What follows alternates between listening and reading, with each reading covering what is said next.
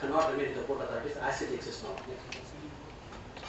Now let's look at a case of Edo, and we are sure that it's a generated a lot of debate and arguments.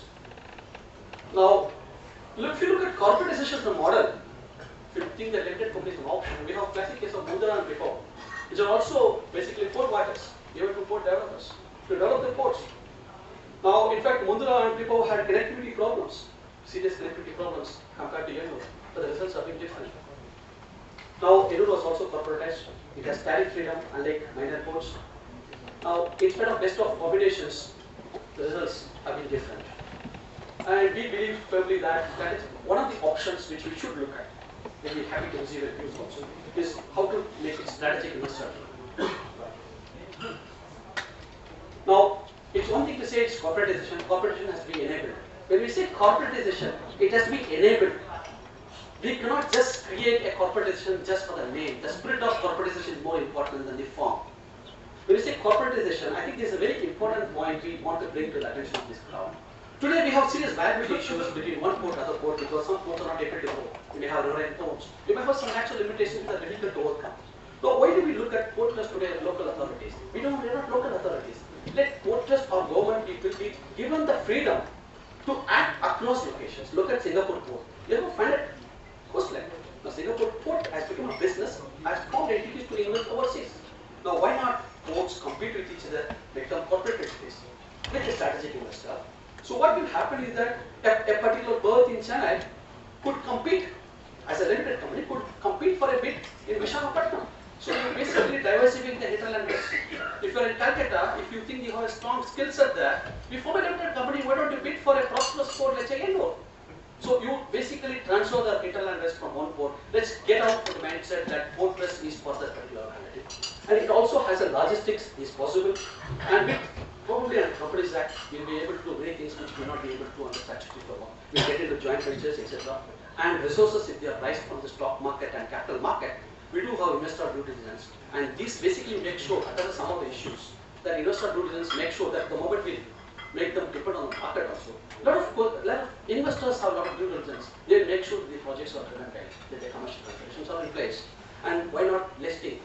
When you are talking about a mission like this, it's a wonderful opportunity for us gentlemen to look at listing of ports. Why should it happen only in UK? Associated British Ports, PNU, why not that? The tremendous value lying unlocked in our ports today. Why don't we unlock that value, create viable businesses out of that, and float an IPO, which is not one port driven, but a market port driven, and create models where individuals can also own shares. We are not, and that becomes truly, and then the moment you do that, it also becomes globally driven, not only globally investor driven, we can probably diversify. But that comes back to the question, do we have the skill set to do that? If we have the skill set, then we need to be institutionally enabled.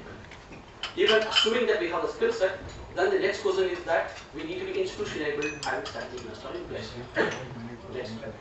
Now, service delivery, next option. If we don't want to do the corporation route, let's come to the BOT, conventional BOT route. Now, quickly running to the BOT. Now, existing BOT model is just not sufficient.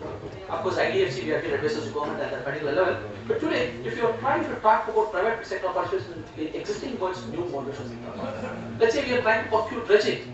Now, there are ways to procure even dredging as an output, where transferring the obligation to the dredger, saying that you shall maintain this particular draft for this amount for this year.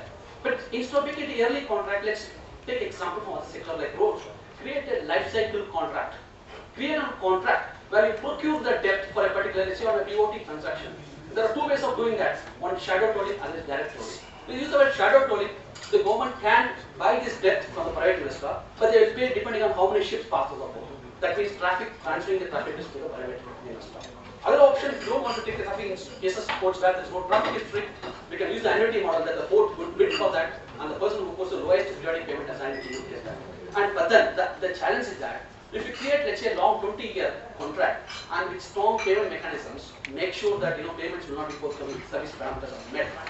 Then what happens is also a lifetime investment. And we also have new methods which we can debate later on bidding on lease subsidy in case of loss-making terminals, so that we use good competitivity in the course. We also have methods like least present value revenue, which basically says you bid for a revenue and make the concern equity. Now, having said about BOT corporates in last week mandate issue, how do you deal with that? we request this particular forum to debate on this issue. Now coming back, we already talked about this. Now the question before us is two things. One is capacity building.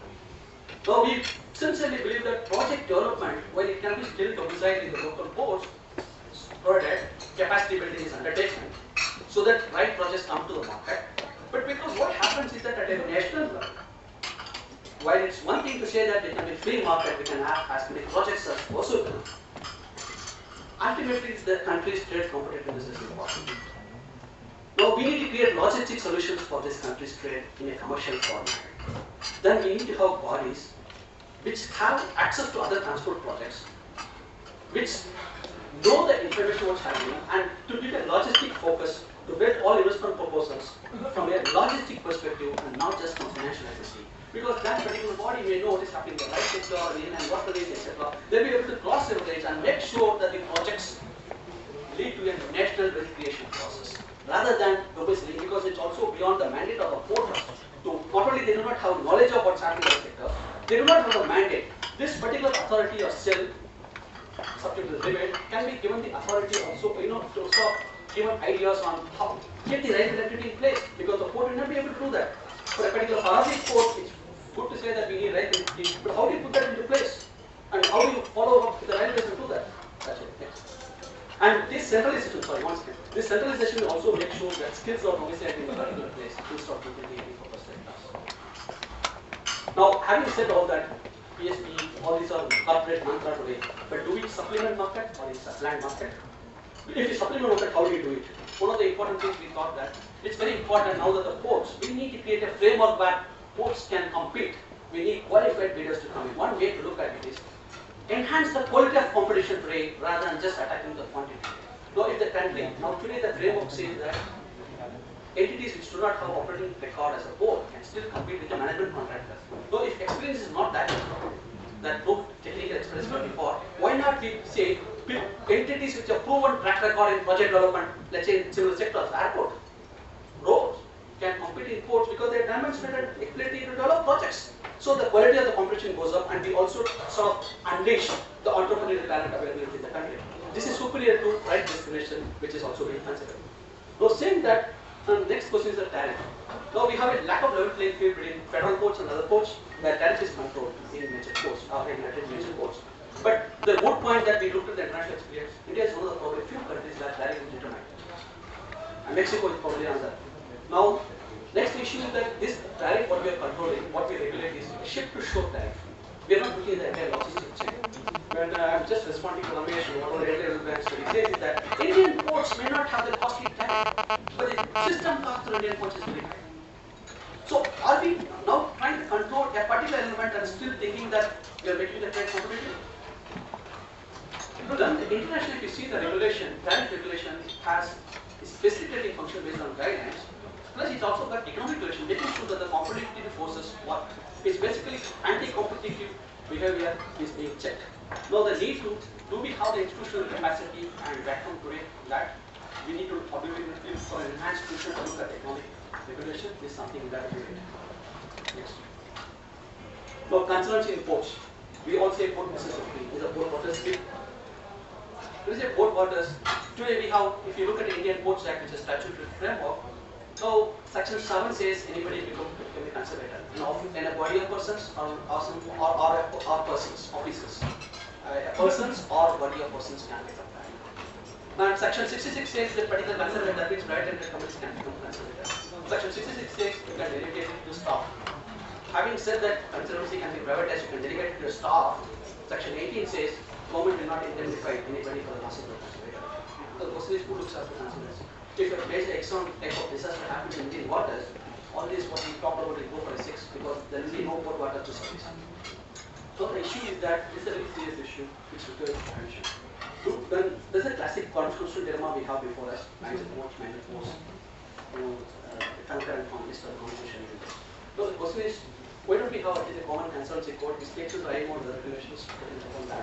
And make sure the consultancy code is probably, we look at the institutional capacity available. People like DG Shipping, DG Lighthouse and Lighthouse have some capacity. Right? Then the later on the consultancy code. Consultancy can still be functional at this, can be domiciled the local port, but subject to the consultancy code, so that we make sure that we benchmark ourselves with international countries in terms of not only competitiveness but also in terms of safety and efficiency and everything.